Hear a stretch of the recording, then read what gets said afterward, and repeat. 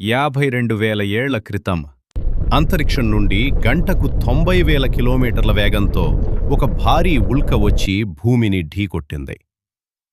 ఆ దెబ్బకు పుట్టిందే ఈ లోనార్ సరస్సు. కాని ఈ నీరు రాత్రికి రాత్రే గులాబీ రంగులోకెందుకు మారింది?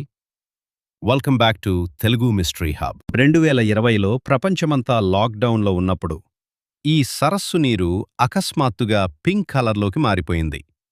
శాస్త్రవేత్తలు దీనికి హాలో అర్త్ బ్యాక్టీరియా కారణమని చెబుతున్నా, కొందరు మాత్రం ఇది గ్రహాంతరవాసుల సంకేతమని నమ్ముతున్నారు.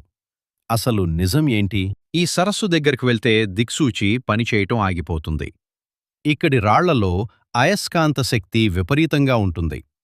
నాసా శాస్త్రవేత్తలు సైతం ఈ ప్రాంతాన్ని మినీ మార్స్ అని పిలుస్తారు. ఎందుకంటే ఇక్కడి మట్టి, రాళ్ళు అచ్చు మన పక్క గ్రహం అంగారకుడి మీద ఉన్నట్టే ఉంటాయి. అంతరిక్షం నుండి వచ్చిన ఈ రహస్యం గురించి మీరేమనుకుంటున్నారు? ఫ్రెండ్స్,